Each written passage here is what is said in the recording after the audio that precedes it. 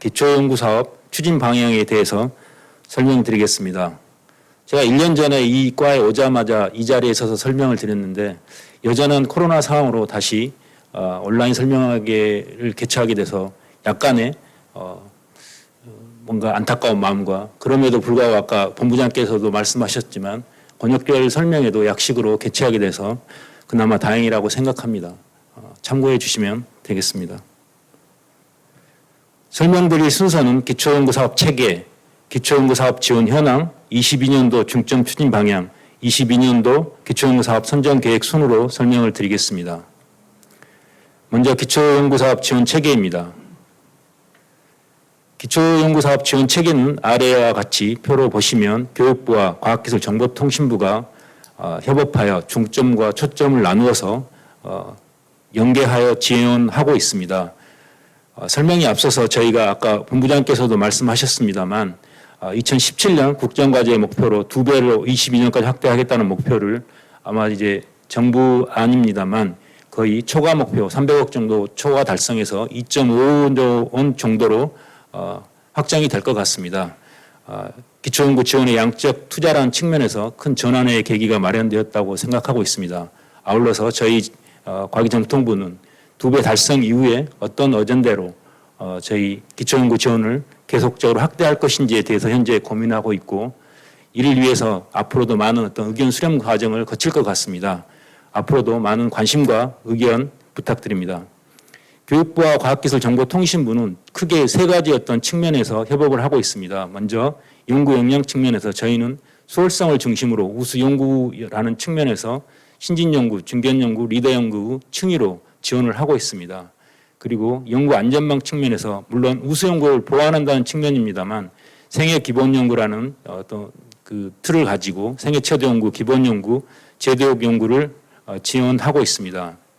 집단연구 측면에서는 기초연구실과 선도연구센터를 지원하고 있습니다.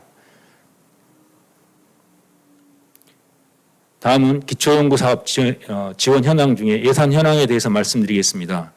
위에 표에서 보시면 알 수 있겠습니다만 교육부 사업은 파란색, 저희 부 사업은 빨간색으로 표시되어 있습니다만 5년간에 걸쳐서 매우 크게 증가세를 보이고 있습니다.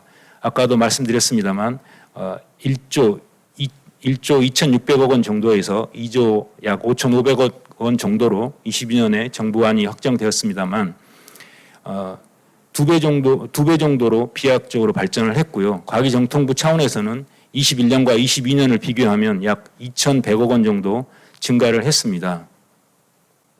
구체적으로 말씀드리면 개인 연구에 있어서는 약 1,500억 원 정도 늘어났고요. 그중에서도 우수연구, 리더 신진, 중견 신진 연구는 12% 정도 증가를 했습니다. 그리고 생애 기본 연구 경우에는 약 2.5% 정도 증가한 걸로 보실 수 있을 겁니다. 집단 연구에 있어서는 약 593억 원 증액 예정이고요. 그 중에서도 선도연구센터는 11%, 그리고 기초연구실 분야는 약 29% 정도 증액할 예정입니다. 다음은 2022년도 중점 추진 방향에 대해서 설명드리겠습니다. 먼저 젊은 연구자에 대한 지원을 확대하겠습니다. 세종과학 펠로우십과 우수 신진연구 지원 등을 지속적으로 강화하겠습니다. 세종과학 펠로우십은 작년에 처음으로 저희가 선정을 했고요. 박사 후 연구원 비전임 교원을 위한 지원 프로그램으로 보시면 되겠습니다. 이에 대해서는 21년 374억 원이었는데 22년 711억 원으로 증액을 하고 신규 과제는 약 300개 정도 지금은 생각하고 있습니다.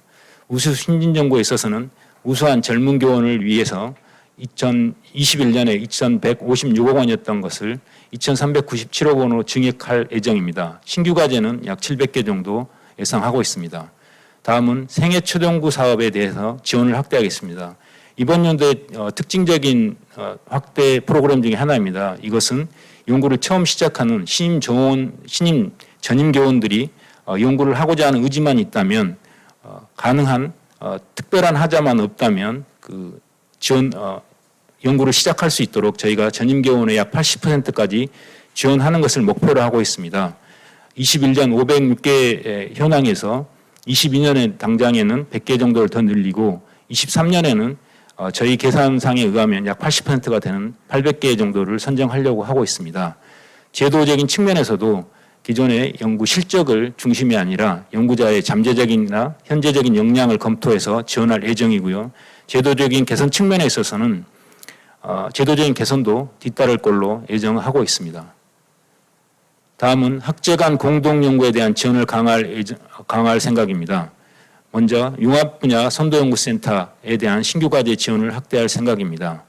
융합 분야 선도연구센터는 이공 분야와 인문사회 등 초학제 간 분야를 지원하기 위한 프로그램입니다. 21년에 신규가 없었는데 22년에는 인공지능 신뢰성 연구 주제라는 지정 공모를 포함해서 신규 약 3개를 생각하고 있습니다. 다만 이것은 예산 상황 등에 따라 아직은 가변적이라는 말씀을 드립니다.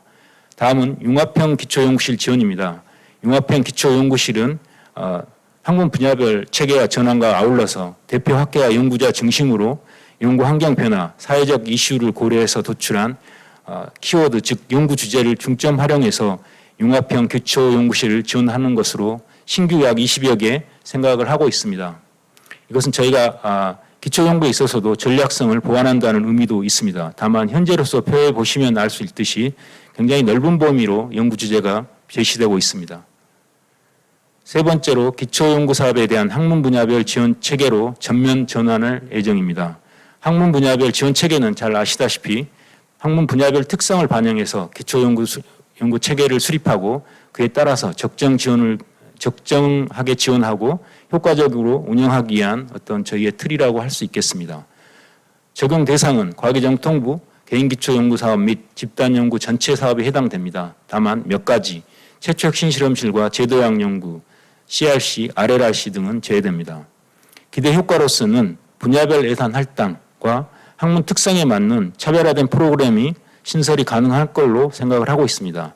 22년도에 저희가 처음에 수학 분야를 시작으로 그다음에 6개로 확대되었고요. 내년에는 전 분야에 적용을 하는데 전 분야는 밑에 표에서 보시다시피 10분야로 저희는 생각하고 있습니다. 적용이 될 것입니다. 전체적인 어떤 그 예산 할당액은 참고해 주시면 되겠습니다. 네 번째로 연구자 중심의 제도 개선을 지속적으로 추진할 생각입니다. 먼저 세종과학 펠로십에 대한 운영을 개선하겠습니다.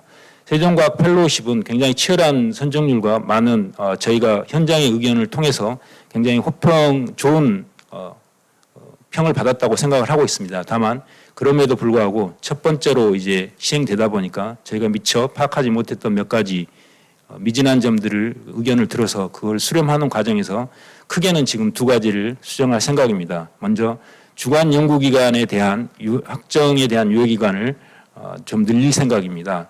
처음에는 주관기관 없이 신청했을 때 물론 이제 처음에는 주관연구기관 없이 신청하는 것 자체가 불가능했습니다만 그 해 연도에 주관연구기관이 없더라도 신청할 수 있도록 했고요. 그러면서 다만 시간이 촉박한 관계로 30일 이내로 주관연구기관을 확정해야 됐습니다만 내년부터는 6개월 이내로 주관연구기관을 확정하면 되는 걸로 폭을 좀 넓혔습니다. 그리고 해외 파견 연구기관에 대해서도 많은 의견이 있었습니다. 당초에 저희 목표는 그 세종 펠로우십이 국내의 어떤 그 많은 인재 틀을 양성하는 그런 프로그램으로 생각했기 때문에 단계별로 6개월 정도로 해서 최대 1년을 하는 것으로 목표를 했습니다만 유연성을 강화하는 제도의 유연성을 강화하는 차원에서 단계 구분 없이 통으로 1년이 가능하도록 제도를 개선했습니다.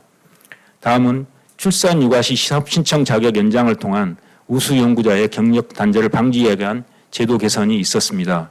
신진연구나 생애 첫 연구에 있어서 출산과 육아 휴가 기간이 자격 요건이 되는 기간에서 제외하는 것으로 이미 시행이 됐었고요. 올해 같은 경우는 제도학 연구에 있어서 제도학 연구 기준 시간상으로 1년 이내인데 그 1년 이내의 기간에서 출산, 육아, 휴직 기간은 산정해서 제외하는 걸로 제도를 바꿀 생각입니다.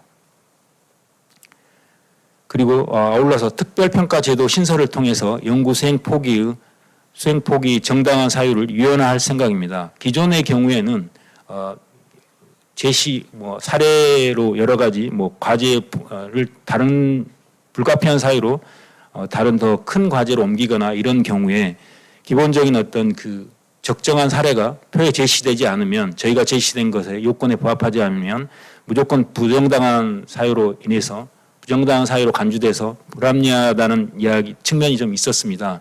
그에 대한 것을 좀 더 합리적으로 개선하고 뭔가 검토할 수 있는 여지를 더 하기 위해서 국가혁신개발법 5조에 따른 특별평가를 통해서 수용 포기의 정당한 사유로 인정된다면 정당한 사유로 인정할 수 있도록 제도를 좀 더 유연화시켰습니다.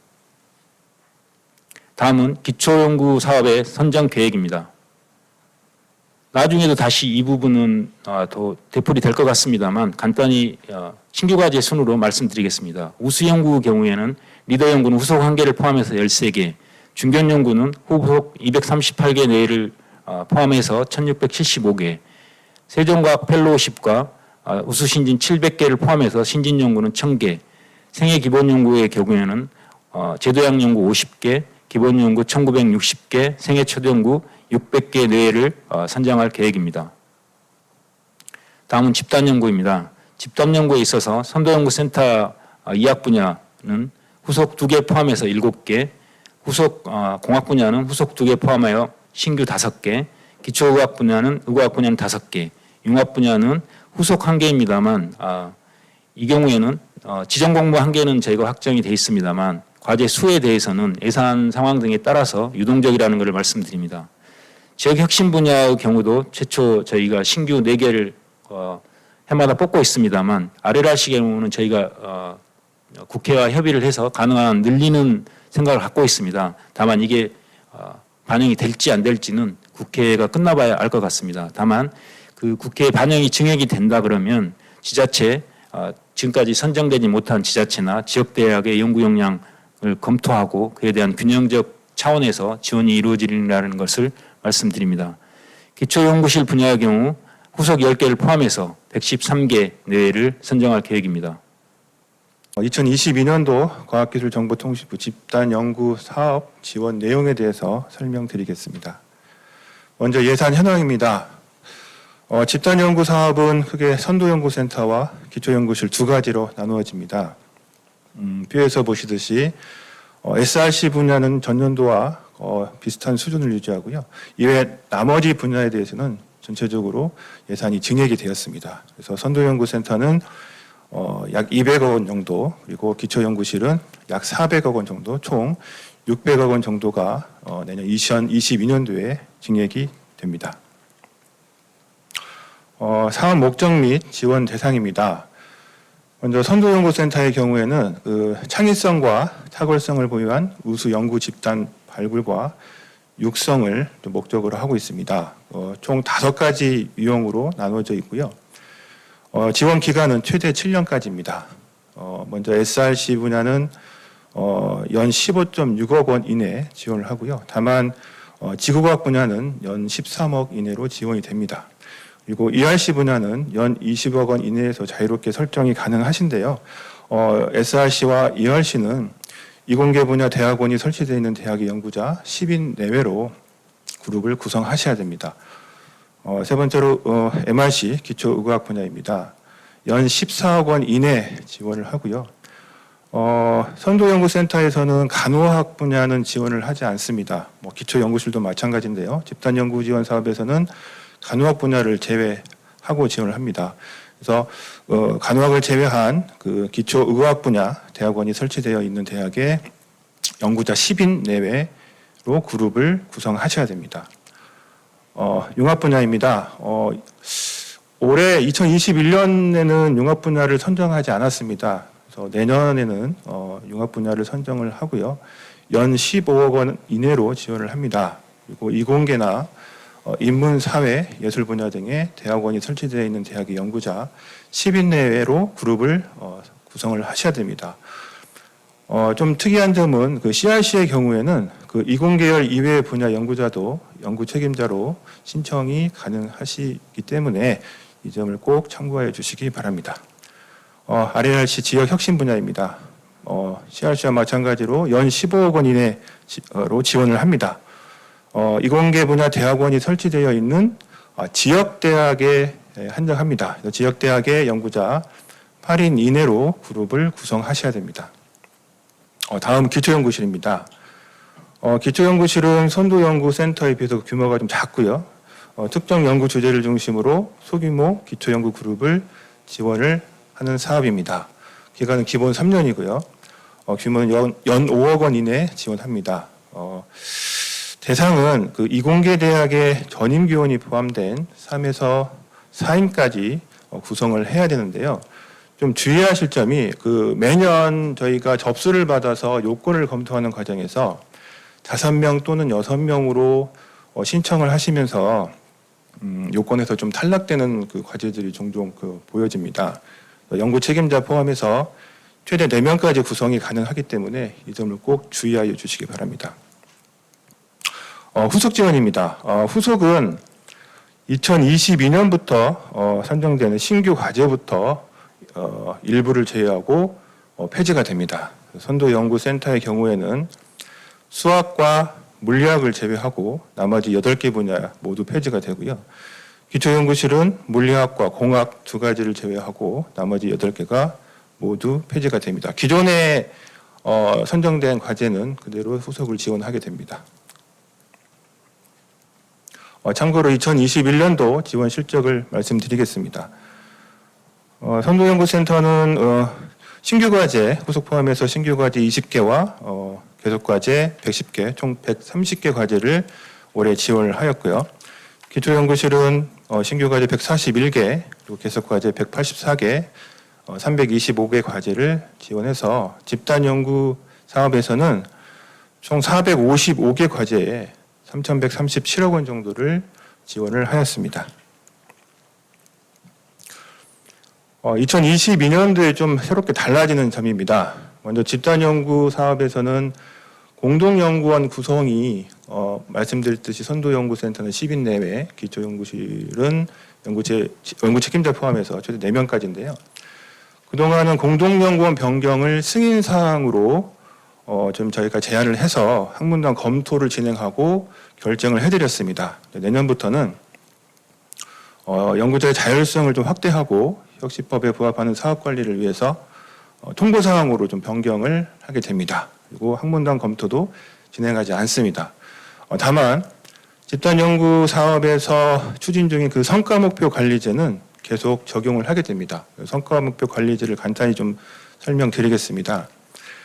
성과목표 관리제라는 것은 선정 당시 연구 계획에 대해서 일관성을 유지를 하고 안정적인 연구를 좀 수행해 달라는 의미로 시행을 하는 제도이고요. 연구 개시 후에 1년, 12개월 기준입니다. 또 공동연구원이나 연구 주제 등 주요한 연구 내용에 대해서 변경이 발생한 경우에 차년도 연구비를 좀 조정하는 제도입니다. 말씀드렸듯이 그 1년 이내에 좀 일관성 유지를 통해서 안정적 연구를 좀 해달라는 의미이기 때문에 이 부분 좀 양해를 좀 부탁드리고요.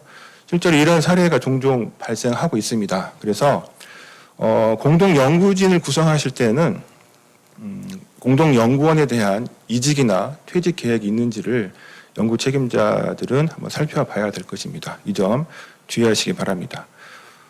그리고 선도연구센터에 좀 달라지는 점이 있습니다. 선도연구센터의 경우에는 최소 참여율이 연구 책임자의 60%가 적용이 됩니다. 자, 이는 과제 수행에 좀 전념을 해달라는 좀 의미이고요. 그런데 형식법에 따라서 2022년부터 그 최소 참여율 적용이 폐지가 됩니다. 대신해서 연구 책임자 동시 수행 과제 수를 좀 제한을 하게 됩니다.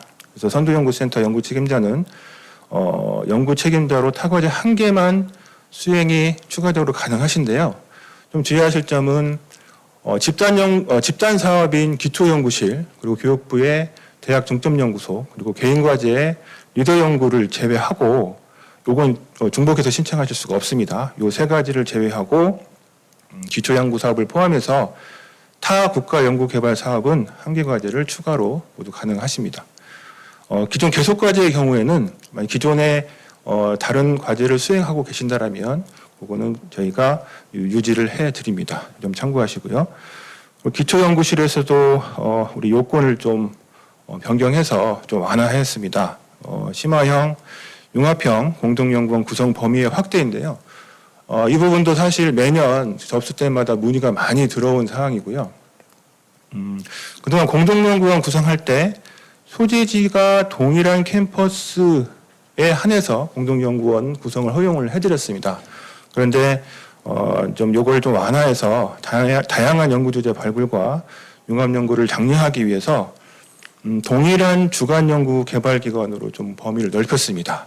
그래서 고등교육법 제24조, 고등교육법 시행령 제16조에서 나오는 분교를 제외하고 캠퍼스가 이원화되어 있다 하더라도 또 지역적으로 분리되어 있다 하더라도 주간 연구 개발 기관이 동일하다면 저희가 연구원 구성을 허용을 해드리고 있습니다. 2022년도 집단연구 신규 과제 선정안입니다. 먼저 선도연구센터 SRC 부분에서는 최초 신규 5개, 후속 2개 내외 지원을 하고요. 공학 분야도 마찬가지입니다. MRC의 경우에는 후속 지원이 없습니다. 최초 신규 5개 내외 지원하고요. 융합 분야의 경우 후속 1개 선정을 하고 최초 신규 경우에는 지정 공모 1개 외에도 예산 상황에 따라서 자율공모 형태로 추가로 선정이 될 수 있습니다. 다만 예산 상황에 따라서 달라질 수 있음을 참고하시기 바랍니다. 지역 혁신 분야 권역별로 4개 권역이 있는데요. 4개 권역별로 1개씩 최초 신규 4개를 선정을 해서 지원을 합니다. 다만 마찬가지로 지자체나 지역대학의 균형 있는 지원을 위해서 예산을 좀 확보 중에 있고요. 예산 상황에 따라서 추가로 더 지원이 될 수 있음을 참고하시기 바랍니다. 기초연구실입니다. 최초 신규 심화형 개척형은 83개 지원하고요. 융합형은 20개 정도 지원을 합니다. 후속 신규 이번 주까지가 후속 접수 마감입니다. 그래서 10개 내외 지원을 하고요. 총 113개를 지원할 예정입니다. 좀 지원 분야별로 좀 자세하게 살펴보겠습니다. SRC 분야는 수학 1개, 물리학 1개, 지구과학 1개, 그리고 기초 분자 생명 2개, ERC 분야에서는 화공 1개, 소재 1개, 바이오 의료 융합 1개, 에너지 환경 융합 복합 1개, 통신 1개 지원하고요. MRC 분야에서는 기초 응용의학 3개, 약학 1개, 한의학 1개 지원됩니다. CRC 분야는 말씀드린 대로 지정 공모 1개 이외에 예산 상황에 따라서 추가로 지원될 수 있습니다. RLRC는 부산, 울산, 경남 권역별로 이 권역에서 1개, 대구, 경북, 강원 권역에서 1개, 광주, 전북, 전남, 제주 권역에서 1개, 대전, 충북, 충남, 세종 권역에서 1개, 기본적으로 4개 지원을 합니다. 말씀드렸듯이 예산 상황에 따라서 추가로 지원이 될 수 있습니다. 기초연구실입니다. 최초 신규와 후속까지 포함한 이 개수이고요. 지금 심화형 개척형은 93개입니다. 수속 10개 포함해서 93개를 지원하는데요. 좀 전에 말씀드렸지만 지금 후속 접수가 이번 주에 접수가 마감이 되고 12월 중에 평가를 해서 10개 분야 중에서 개수를 좀 지정을 하고요. 그게 지정이 되면 신규 과제에 대해서 분야별로 선정할 과제 수를 좀 결정을 하게 됩니다. 요거를 2022년 1월 초에 별도로 좀 안내를 해드릴 예정입니다. 그리고 심화형과 개척형은 과제 접수 현황에 따라서 그 배분 숫자가 좀 달라질 수 있습니다. 그래서 이건 접수 결과 등을 고려해서 추후에 배분을 해드리겠습니다. 심화형 개척형의 의학학 2가 있는데요. 2022년도에 5개를 지원을 해드립니다. 여기서 기초연구실은 간호학을 지원하지 않는다고 말씀드렸고요. 그래서 약학 3개, 치의학 1개, 한의학 1개, 그래서 총 5개를 지원해 드립니다.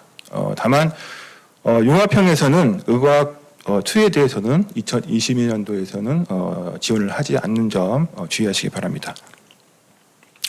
2022년 집단연구 추진 일정입니다. 저희가 11월 5일 날 공고를 해드렸고요. 오늘과 이번 주 그리고 다음 주 설명회 이후에 내년 1월에 계획서를 접수를 받고요. 선정평가 그리고 최종 선정 그리고 협약을 통해서 확정을 해드리고 6월 1일자로 신규 과제에 대한 연구 개시가 시작이 됩니다. 개석 과제의 경우에는 표를 참고해 주시기 바랍니다. 좀 더 자세한 내용은 저희 한국연구재단 홈페이지에 신청 요강이 게시가 되어 있고요. 신청 요강을 참고해 주시기 바랍니다. 지금까지 집단연구 사업에 대해서 설명드렸습니다. 감사합니다. 개인연구 사업에 대해 설명드리겠습니다. 개인연구는 크게 우수연구와 생애기본연구로 구분합니다. 우수연구는 연구자 생애 주기에 따라 리더, 중견, 우수신진 연구와 세종과학 펠로우십 사업을 지원하고 있고, 생애기본연구는 연구 단절 없이 지속적으로 연구를 수행하실 수 있도록 제도약 기본 생애첫 연구를 지원하고 있습니다. 2022년 예산은 전년 대비 1,500억 정도 증액한 1조 6천억 규모가 될 예정입니다. 내년부터는 분야별 지원 체계를 전면 적용하게 되고 분야에 따라 연구비 규모, 연구기간과 후속 지원 여부가 다릅니다. 그래서 신청하실 CRB 분야의 내용을 잘 확인하시는 것이 중요하겠습니다. 먼저 우수 연구의 사업 목적과 지원 대상에 대해 말씀드리면 리더 연구는 분야별로 연구 기간은 5년에서 9년, 지원 규모는 4억에서 9억으로 상이합니다. 후속 한 과제를 포함해서 총 13개 내외의 신규 과제를 선정할 예정이고 지원 대상은 대학 이공 분야 교원이시거나 국공립 정부 출연 민간 연구소의 연구원이시면 되고 이때 전임 비전입 정규직 비정규직 다 관계없이 신청하실 수 있습니다. 그리고 여기에서 이공 분야는 소속 기준이 아니라 연구계획서의 주제와 내용이 이공 분야라면 신청이 가능합니다. 중견 연구는 1년에서 5년 사이에 연구 책임자께서 자유롭게 연구기간을 선택해서 신청하실 수 있습니다. 지원 대상을 리더 연구와 동일하고 상반기와 하반기로 분리해서 공고를 실시하는데 유형 1은 상하반기 모두 공고를 하고 유형 2는 상반기 안에 지원을 합니다. 그런데 동일 유형의 중복 신청은 제한하고 있기 때문에 만약 상반기 유형 1을 신청하셨다면 하반기는 유형 1을 공모하지 않으므로 중견 연구에 신청하실 수 없습니다.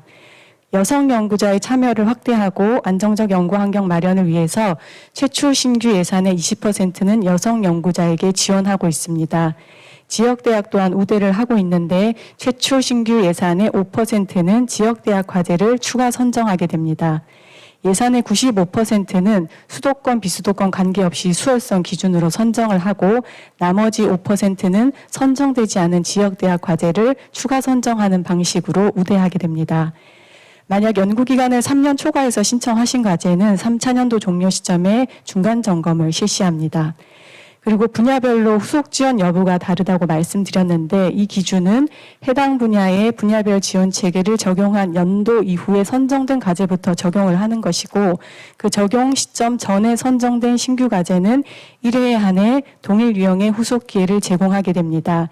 예를 들어서 화학 분야는 올해부터 분야별 지원 체계를 적용했고 후속 지원이 없습니다.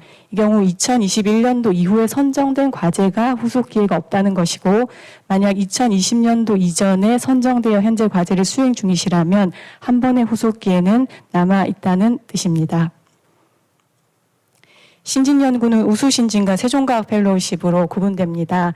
우수신진은 5년 내에서 자유롭게 연구기간을 선택하실 수 있고 중견과 동일하게 연구기간이 3년 초과하게 되면 3차년도 종료 시점에 중간점검을 실시합니다. 세종과학 펠로우십은 1단계 3년, 2단계 2년 해서 총 연구기간이 5년으로 고정이 되어 있고 3차년도 종료 시점에 단계평가를 실시해서 계속 지원 여부를 결정하게 됩니다. 우수신진은 분야별로 간접비를 포함해서 1억 또는 1억 5천까지 신청하실 수 있고 세종과학 펠로우십은 전 분야 기준이 동일합니다. 신청하실 때에는 연간 직접비 기준으로 1억 원까지 신청을 하실 수 있는데 이때 연구 책임자 인건비는 최대 6,500만 원까지 연구 책임자 인건비를 제외한 그 외 연구비로는 최대 3,500만 원까지 신청하실 수 있고 이 두 개 한도를 각각 지켜주셔야 합니다. 만약 연구 책임자 인건비를 5,500만 원 신청하셨다 하더라도 그 외 연구비는 4,500만 원까지 신청하실 수 없고 3,500만 원까지만 신청하실 수 있습니다. 그리고 이 1억 원 한도 외에 만약 2002년도 이후에 출생한 자녀, 즉 만 19세 이하의 자녀가 있다면 자녀 1인당 연 180만 원씩 추가로 자녀 수당을 더해서 신청하실 수 있습니다. 지원 대상은 공통 자격 기준으로 박사학위 취득 후 7년 이내, 즉 학위 취득을 2015년 1월 1일 이후에 하셨거나 아니면 만 39세 이하, 즉 1982년 1월 1일 이후 출생이시라면 박사학위가 없더라도 신청이 가능하시고 이 자격 기준을 충족하시는 분들 중에서 대학의 경우에 전임교원 그리고 연구소의 정규직 연구원이시라면 우수신진 연구로 그리고 전임 교원이 아니시거나 연구소의 비정규직 연구원이시라면 세종과학 펠로우십으로 신청하실 수 있습니다. 최초 혁신 실험실은 우수신진 신규 선정자 중 대학 전임 교원을 대상으로 5천만 원에서 1억 원까지 추가 지원을 하고 동사항은 내년 4월에서 5월경에 대상자에게 별도로 안내해 드릴 예정입니다. 우수신진은 중견과 동일한 방법으로 지역대학을 우대하고 세종과학 펠로우십은 지역과학자 선정과제수 비율의 최저 30% 수준에서 고려한다고 되어 있는데 예를 들어서 세종과학 펠로우십에서 100개 과제를 선정한다면 그의 30%에 해당하는 30개 과제는 지역대학 과제로 선정할 예정입니다. 다음 생애기본 연구에 대해 말씀드리겠습니다. 먼저 제도학 연구는 대학 이공분야 교원이시거나 국공립 정부출연연구소의 비정규직 연구원이시면서 아래의 세 가지 자격 요건을 모두 충족하실 때 지원하게 됩니다. 첫 번째로 제도학 연구 개실 기준으로 최근 1년 이내에 우수 연구, 즉 리더 중견 우수 신진의 종료 연구 책임자이시면서 연구 개실 기준으로 연구 책임자로 수행 중인 국가연구개발 과제가 없어야 하고 그리고 2022년도에 우수연구 최초 신규와 제도학 연구를 동시에 신청하였으나 우수연구에는 미선정됐을 경우에 제도학 연구를 지원하게 됩니다. 지원 기간은 1년이고 지원 규모는 기존 수행하셨던 우수연구의 연구비 규모가 1억 이하라면 3천만 원, 1억 초과라면 5천만 원을 정액으로 지원하게 됩니다. 제도학 연구는 우수연구 선정 일정에 맞추어 상하반기 2회로 선정할 예정입니다. 기본 연구와 생애천 연구는 1년에서 3년 사이에서 연구자가 연구기간을 자유롭게 선택해서 신청하실 수 있고 지원 규모는 기본 연구는 간접비를 포함해서 분야별로 5천만 원에서 8천만 원까지 신청하실 수 있고 생애천 연구는 전 분야 공통 기준으로 직접비 기준 3천만 원까지 신청하실 수 있습니다. 기본 연구 지원 대상은 대학인 경우에는 전임 교원이셔야 하고 국공립 정부 출연 민간 연구소의 경우에는 정규직 비정규직 관계없이 신청하실 수 있습니다. 생애천 연구는 개인 기초연구 수행 경험이 없는 대학의 전임 교원으로 박사 취득 후 7년 이내이거나 만 39세 이하이면 신청 가능하시고 이때 개인 기초연구 사업의 수행 경험이라 하는 것은 과기부와 교육부의 개인 기초연구 사업에서 주간 연구 책임자로 수행한 이력이 없으셔야 합니다. 하지만 이때 그 주간 연구 책임자로 수행하신 과제가 교육부의 학문운속 세대 지원 사업에 해당한다면 생애천 연구에 지원하실 수 있습니다. 생애천 연구는 상하반기로 개시로 구분해서 연 2회 선정을 하고 사업연도 기준으로 상하반기 중 연 1회만 신청이 가능합니다. 그래서 만약 상반기 생애천 연구에 신청을 하셨다가 선정되지 않을 경우에 하반기 생애천 연구에는 신청하실 수 없습니다. 그리고 지역대학 우대는 중견과 같은 방식으로 적용하게 됩니다. 2021년도 개인연구는 신규 과제 5,560과제를 포함해서 15,000여 과제를 지원하였고 2022년도에는 후속 240여 과제를 포함해서 5,300여 과제를 선정할 예정입니다. 신규 과제와 계속 과제 추진 일정은 자료를 참고해 주시기 바랍니다. 다음은 신규 과제 신청 시 유의사항에 대해 설명드리겠습니다. 기초연구사업은 개인연구의 경우에는 연구 책임자로 집단연구는 연구 책임자 또는 공동연구원으로 보시는 표와 같이 신청하실 수 있습니다. 12월 초에 접수 마감하는 리더, 우수신진, 세종과학, 중견연구, 생애천 연구 중에서는 1개 과제만 신청하실 수 있되 리더와 중견연구는 중복해서 신청하실 수 있습니다. 그리고 제도학 연구는 우수 연구와 동시 신청하셔야 하기 때문에 만약 신청 자격을 충족하신다면 각각 신청하실 수 있습니다. 그리고 1월 말에 마감하는 집단 연구에서는 선도연구센터와 기초연구실 중 1개만 신청 가능하시고 3월 초에 마감하는 개인연구 2차에서는 기본연구 1개 과제 신청하실 수 있습니다. 이때 상반기 제도학 연구 선정자와 교육부 학문균형 발전 지원과 학문후속 세대에 신청하시는 분은 기본연구에는 신청하실 수 없습니다. 그리고 5월에 공고해서 6월에 접수 마감 예정인 개인연구 3차에서는 중견연구와 생애첫 연구 중 1개만 신청 가능하시고 제도학 연구는 상반기와 동일하게 중견연구와 동시 신청하실 수 있습니다. 그리고 중복 신청이든 동시 신청이든 하셨다 하더라도 선정은 교육부 사업을 포함해서 개인연구는 연구 책임자로 1개, 집단연구는 연구 책임자 또는 공동연구원으로 1개 과제만 선정합니다. 방금 말씀드린 표를 사례별로 신청 자격을 충족한다는 전제하에 작성한 예시이고 동 내용은 신청 요강 FAQ에도 자세하게 설명이 되어 있기 때문에 자료를 참고해 주시기 바랍니다. 다음은 기존 연구 수행자 신청 제한과 1인 1과제 수행 제한에 대한 사항입니다. 먼저 개인 연구를 지금 수행하고 계신 연구 책임자는 개인 연구 신규 과제 연구 책임자로 책임이 불가하고 집단 연구를 수행하고 있는 연구 책임자와 공동연구원은 동일하게 집단 연구 신규 과제에 신청하실 수 없습니다. 다만 지금 수행하고 계신 기초 연구 사업이 신규 과제 개시일로부터 10개월 이내 종료하는 경우에는 신청하실 수 있되 하반기 중견 연구는 수행하고 계신 과제가 내년 연내에 종료할 때만 신청이 가능합니다. 그리고 제도학 연구에 선정된 연구 책임자는 그 해에는 개인 연구 중에서는 우수 연구에 한해 신청 및 수행이 가능합니다. 과제 수행 기준도 동일하게 개인 연구는 그 연구 책임자로 1개 과제만 수행하실 수 있고 집단 연구는 연구 책임자 또는 공동연구원으로 1개 과제만 하실 수 있습니다.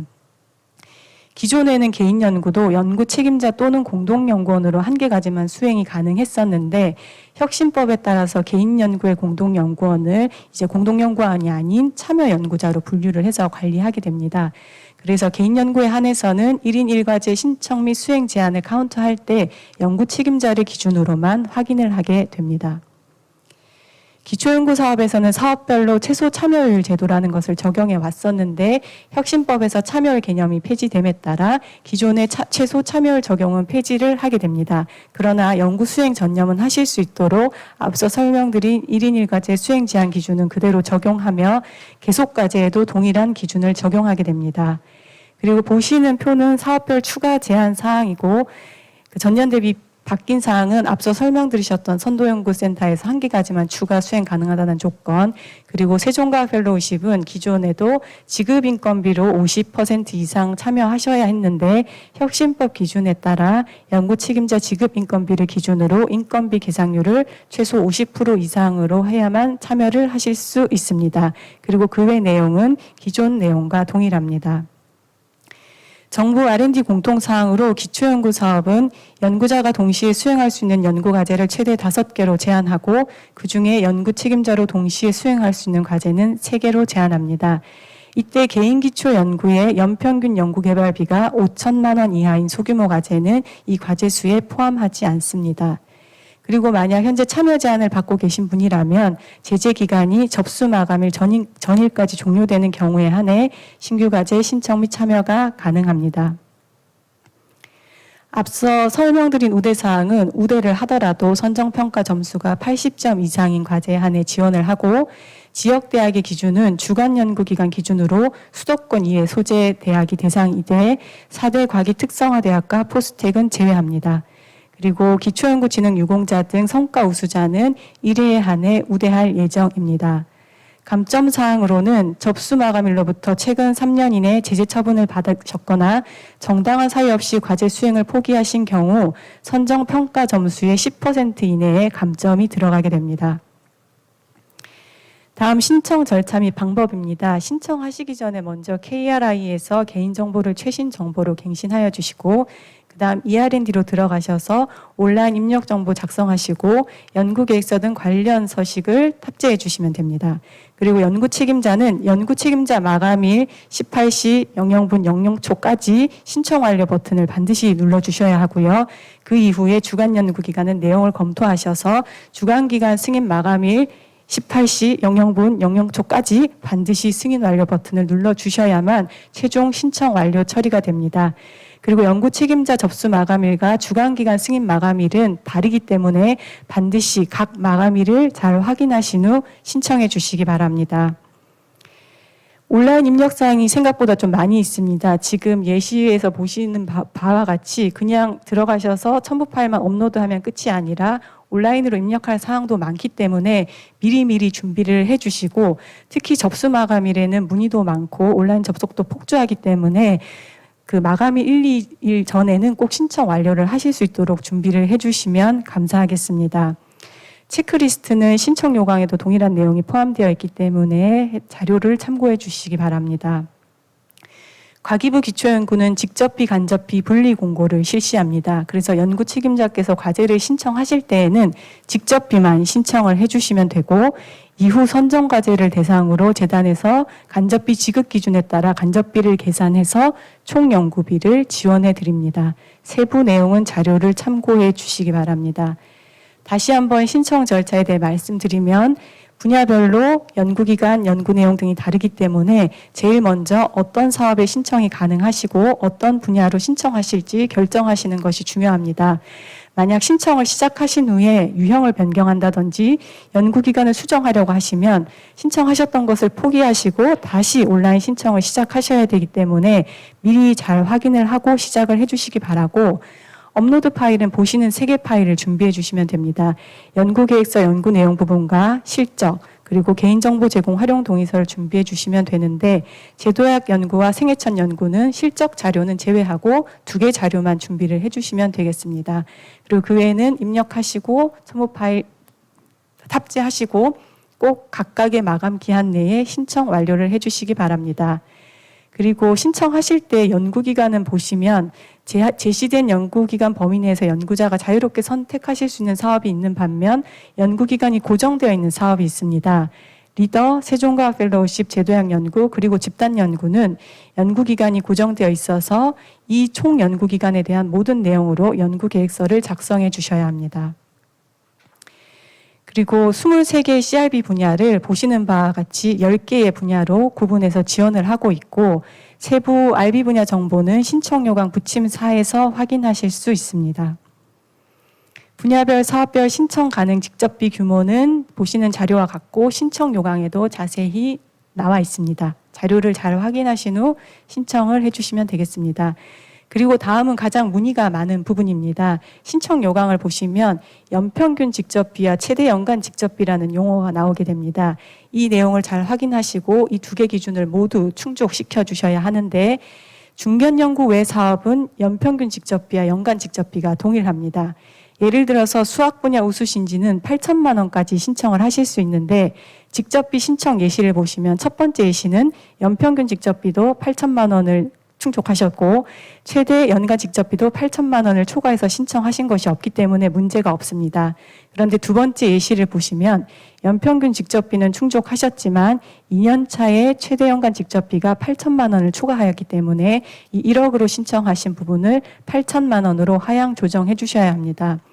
사실상 중견연구 외 사업에서는 연평균 개념이 의미가 없기 때문에 그냥 최대 연간 직접비가 얼마다라고 생각을 하시고 그 기준을 넘지 않게 신청을 해주시는 것이 좋겠습니다.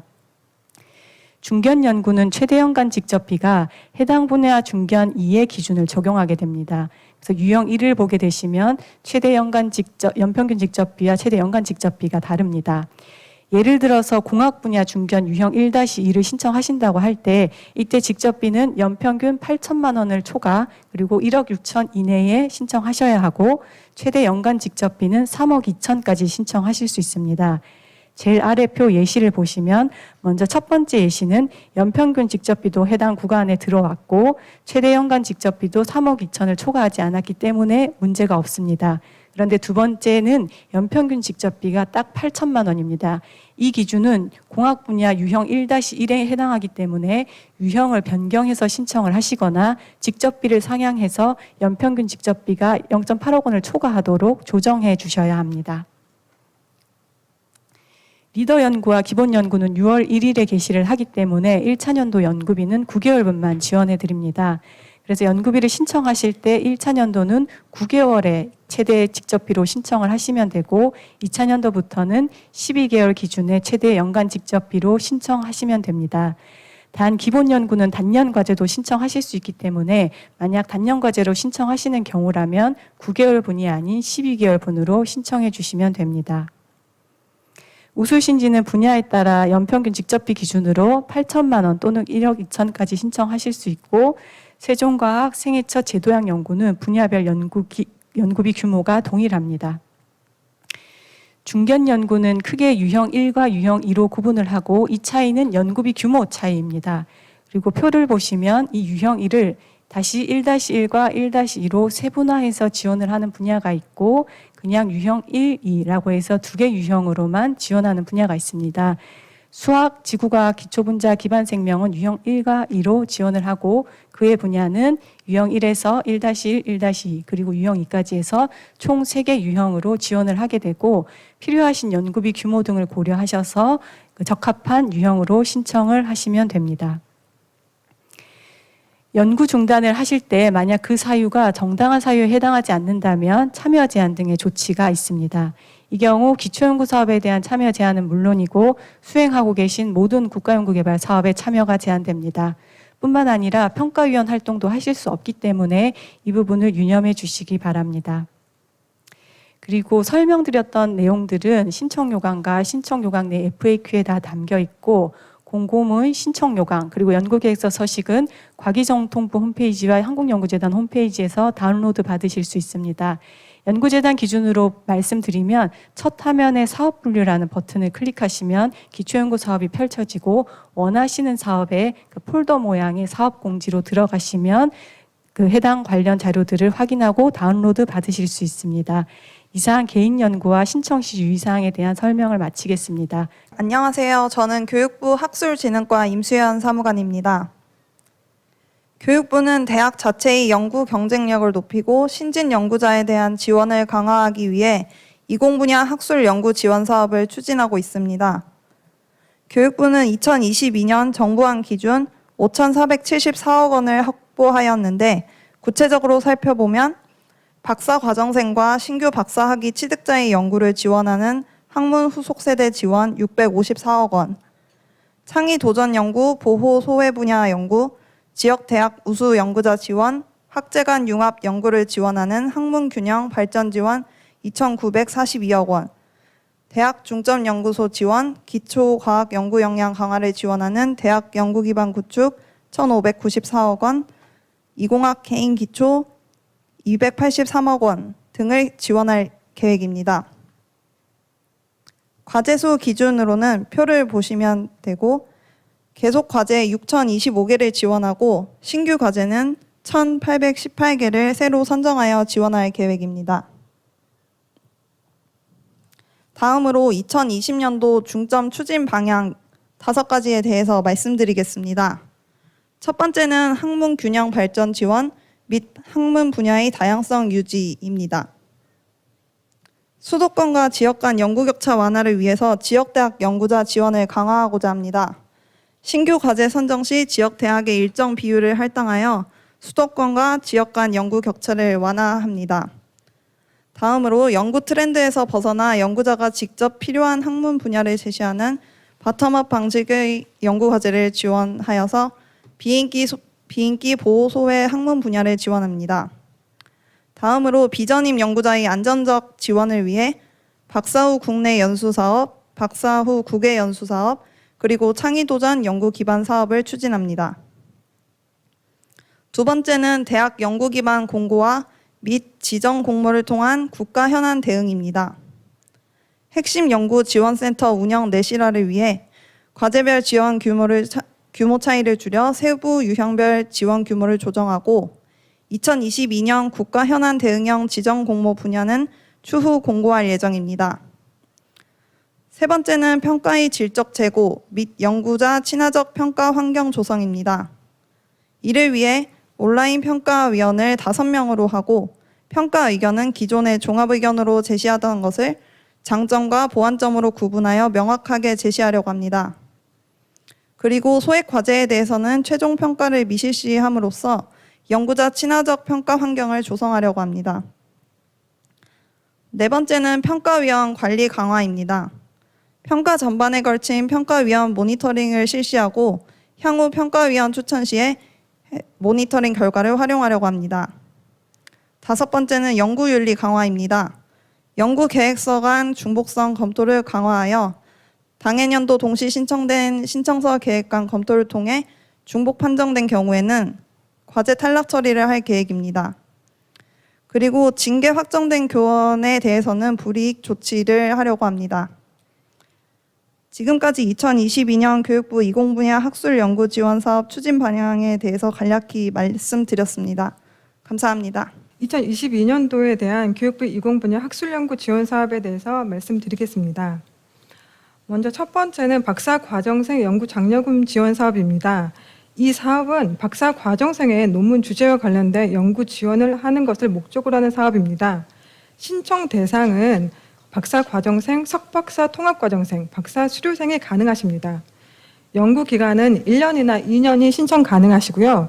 연구비는 연간 2천만 원입니다. 2022년도에는 올해와 동일하게 신규로 300개 과제를 선정할 예정입니다. 이 사업에서는 지역대학의 전체 선정 과제 수의 30% 이상을 배분할 예정입니다. 또한 연구 개시일 기준으로 BK21 사업에서 대학원생 연구 장학금 지급이나 그리고 글로벌 박사 양성 사업을 수행하는 연구자는 신청이 불가하십니다. 두 번째, 박사후 국내 연수 사업입니다. 박사후 국내 연수 사업은 박사학위 취득 연구자들에게 우수한 연구기관에서 연수할 수 있는 기회를 제공하는 사업입니다. 박사후 국내 연수 사업에 대해서 먼저 말씀드리겠습니다. 박사후 국내 연수 사업은 국내 그리고 국외 대학에서 박사학위 취득 후 5년 이내인 연구자들을 지원하는 사업입니다. 따라서 2017년 9월 1일 이후에 박사학위를 취득하시면은 이 사업에 신청이 가능하십니다. 연구 기간은 1년에서 3년까지이시고요. 연간 6천만 원을 지원합니다. 2022년도에는 저희가 350개 과제를 선정할 예정입니다. 이 사업 역시 지역대학의 전체 선정과제 수의 약 50% 정도를 배분할 예정입니다. 이 사업은 연구자의 책무성 강화를 위해서 연수 시작 후에 3개월 이내에 중단하는 경우에는 연수비를 전액 반납하셔야 됩니다. 이 부분을 참고하시기 바랍니다. 박사후 국외연수 사업입니다. 박사후 국외연수 사업은 국내 대학에서 박사학위 취득 후 5년 이내의 연구자를 지원하는 사업입니다.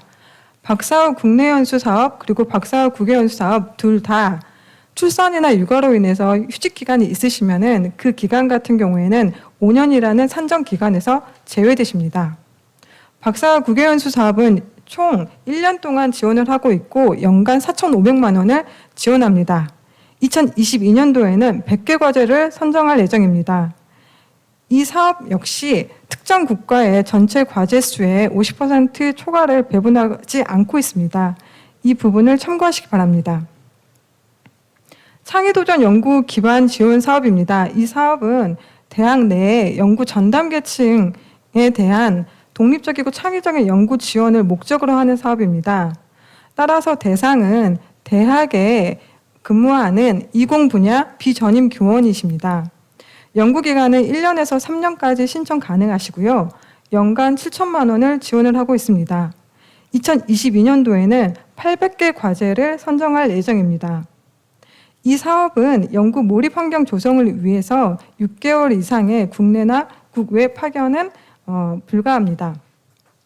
또한 연구 개시일 이전에 고용 예정자도 신청이 가능하시고 연구 개시일 시점인 6월 1일에 협약할 때 고용계약서를 제출하시면 되십니다.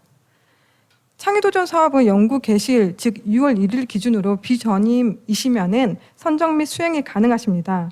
다만 연구 과제 신청을 3월에 하시고 연구 개시가 6월 1일이다 보니까 중간에 신분이 비전임에서 전임으로 변동하는 경우가 있습니다. 이러한 경우에는 자격이 상실되기 때문에 저희에게 신청 포기 공문을 보내주시면 되십니다. 보호연구 지원 사업입니다. 이 사업은 국가 차원의 보호 육성이 필요한 분야에 대한 연구 인력 양성 지원을 목적으로 하고 있습니다.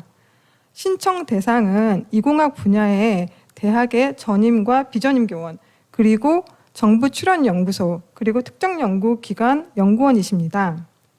연구기간은 최소 3년부터 최대 10년까지 신청 가능하십니다. 연구비는 연간 1억 3천이십니다. 2022년도에는 저희가 40개 과제 정도를 선정할 예정입니다. 이 사업 같은 경우에는 보호 분야에 대한 학문 후속 세대 양성을 위해서 대학원생이나 박사후 연구원을 의무적으로 고용하도록 하고 있고, 또한 연간 연구비의 약 20% 이상을 이런 학문 후속 세대 양성에 배정하도록 하고 있습니다. 보호 연구 분야에 대해서 학문단 그리고 CRB 분야별로 예시가 되어 있습니다.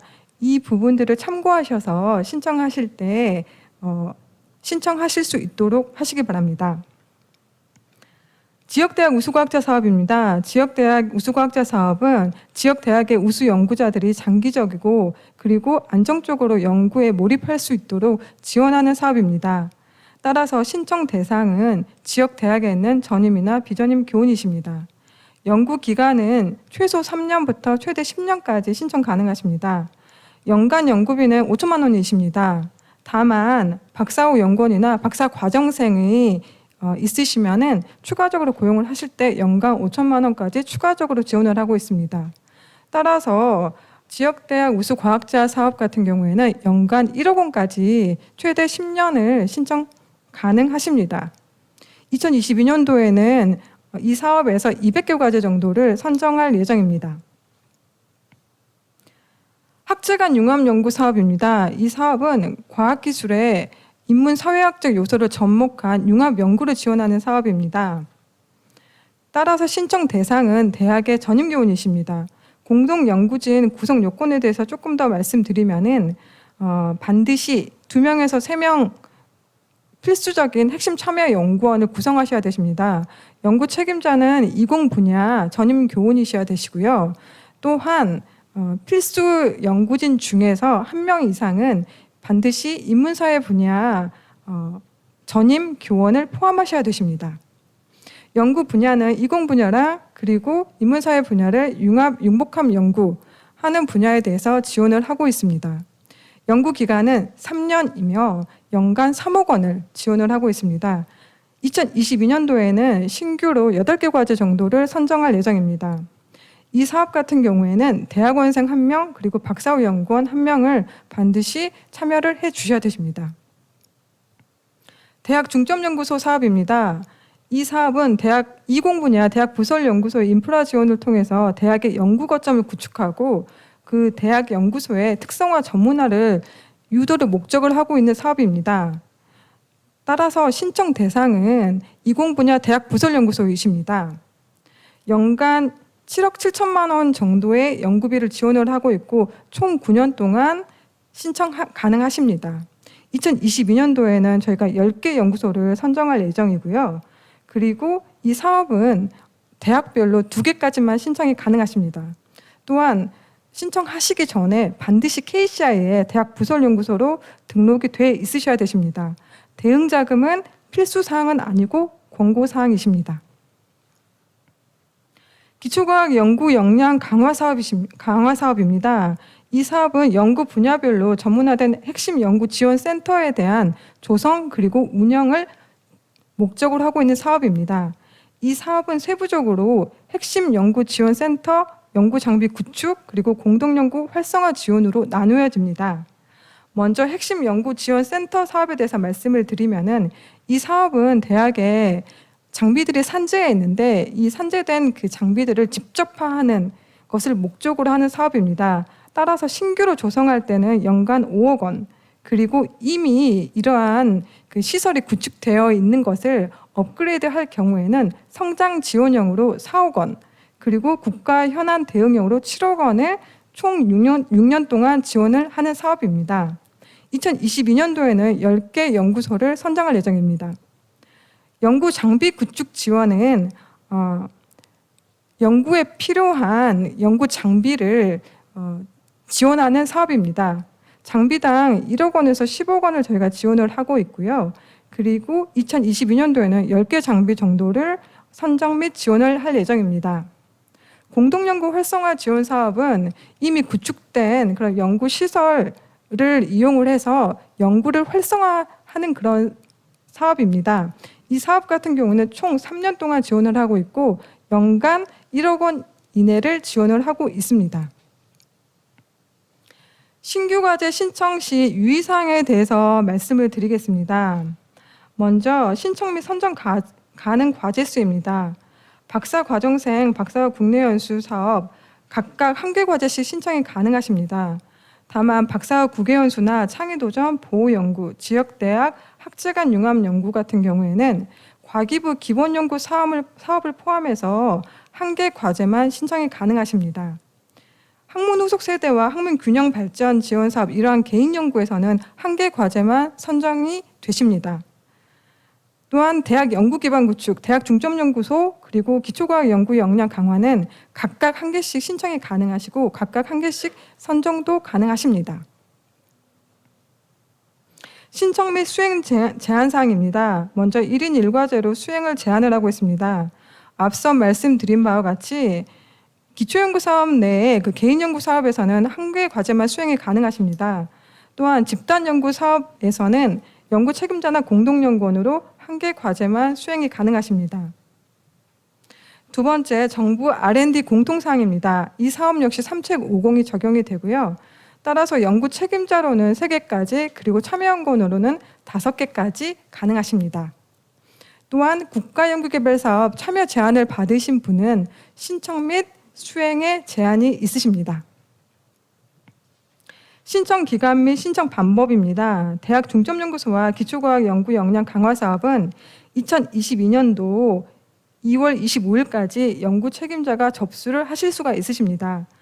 그리고 창의도전, 보호, 지역대학, 학제간, 박사 후 국외연수 사업, 그리고 박사 과정생 연구 장려금 사업은 2022년도 3월 4일까지 연구 책임자가 신청 접수를 받을 예정입니다. 박사 국내 연수 사업은 2022년도 6월 3일까지 신청 접수를 받을 예정입니다. 신규 과제에 대한 추진 일정을 말씀을 드리면은 교육부 이공 분야 학술연구 지원 사업은 12월 정도에 공고를 할 예정입니다.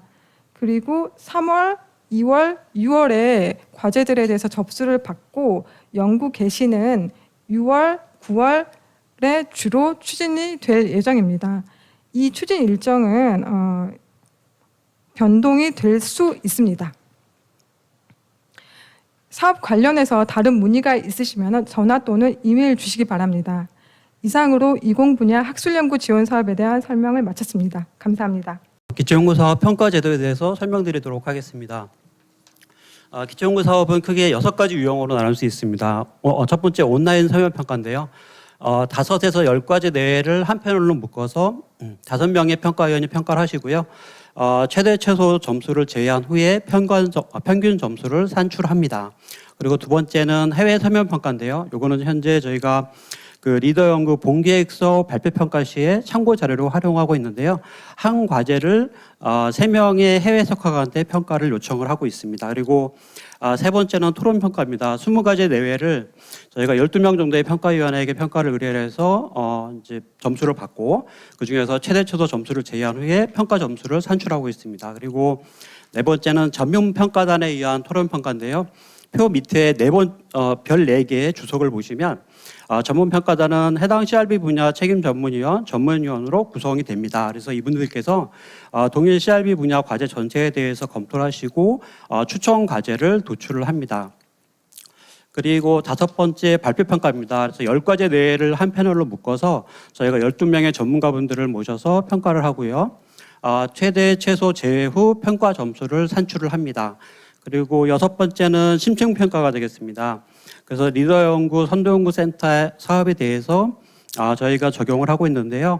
10과제 내를 한 패널로 묶어서 12명 정도의 평가위원이 평가를 하셔서 추천 과제를 도출하고 있습니다.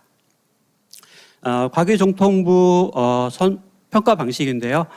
리더 사업은 1차 토론, 2차 해외 서면 발표, 중견 연구 같은 경우에는 유형 1 모두 온라인 서면 평가로 진행을 하고 있습니다. 그리고 유형이는 1차 토론, 2차 발표로 진행을 하고 있고요. 신진 연구에서 우수 신진 세종과학 펠로우십은 온라인 서면 평가로, 그다음에 최초 혁신 실험실 생애천 연구는 전문 평가단에 의한 토론 평가로 진행을 하고 있습니다. 그리고 기본 연구는 온라인 서면 평가로 진행을 하고, 선도연구센터 기초연구실은 1차 토론, 2차 발표로 진행을 하고 있습니다. 그다음에 사업별 평가 항목인데요. 연구의 창의성 및 도전성부터 연구 성과의 활용 및 기대 효과라는 평가 항목이 있습니다. 근데 그거를 저희가 기본 연구부터 이제 신진 연구, 중견 연구, 기초 연구실까지 이제 사업 철학에 맞춰서 각각 배점을 정해서 저희가 평가를 진행을 하고 있고요. 표 밑에 주석을 보시면 생애천 연구 같은 경우에는 연구 계획의 창의성, 도전성, 연구자의 연구 의지, 연구 역량을 중점적으로 고려해서 평가를 하고 있고 배점은 없습니다. 그리고 최초 혁신 실험실도 마찬가지로 배점은 없고요. 연구 환경 구축 및 활용의 적절성을 중점적으로 고려해서 과제를 선정하고 있습니다. 예, 그다음에 심층 평가가 되겠습니다. 그래서 선정 평가 중에서 이제 리더 연구랑 선도 연구 센터는 심층 평가로 진행을 하는데요. 심층 평가라 함은 최고 수준의 전문가로 구성된 평가위원회가 충분한 시간을 갖고 평가 항목 지표 없이 토론으로 우수한 과제를 뽑고 있습니다. 그래서 그 평가 항목 지표가 없다 보니까 배점도 없고요. 점수 부여를 하지 않습니다. 그래서 리더 연구 같은 경우에는 1차 토론 평가 때 3개 항목을 가지고 평가 주안점을 가지고 평가를 하고 있고요. 2차 발표 평가 때는 5개 평가 주안점을 가지고 평가를 하고 있습니다. 그리고 선도연구센터 중에서 SRC, MRC 같은 경우에는 사업 철학 및 사업 목표와의 부합성부터 연구자 자체 평가 타당성까지 6개 항목, 그다음에 ERC는 사업 철학 및 사업 목표와의 부합성부터 연구자 자체 평가 타당성까지 마찬가지로 7개 항목으로 평가를 하고요. RLRC는 권역의 혁신 성장 분야와의 부합성부터 연구자 자체 평가 타당성까지 6개 항목으로 평가를 하고 있습니다. 예, 다음은 교육부 사업입니다. 이제 교육부 사업별로 저희가 선정 평가하는 방식을 설명을 드리면, 학문 균형 발전 지원 같은 경우에 지역대학 창의 도전 연구는 온라인 서면 평가로 진행을 하고 있고요.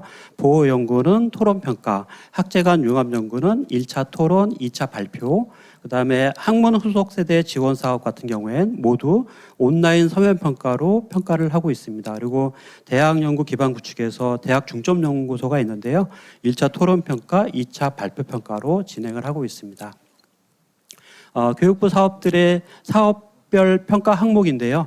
저희가 제가 조금 전에 설명드렸던 과기부 사업과 달리 여기에는 배점을 제가 지금 설명을 못 드리고 있는데, 이유는 아직 공고가 안 나서 그렇습니다. 그래서 배점은 사업 공고 후에 확인해 주시면 될 것 같습니다.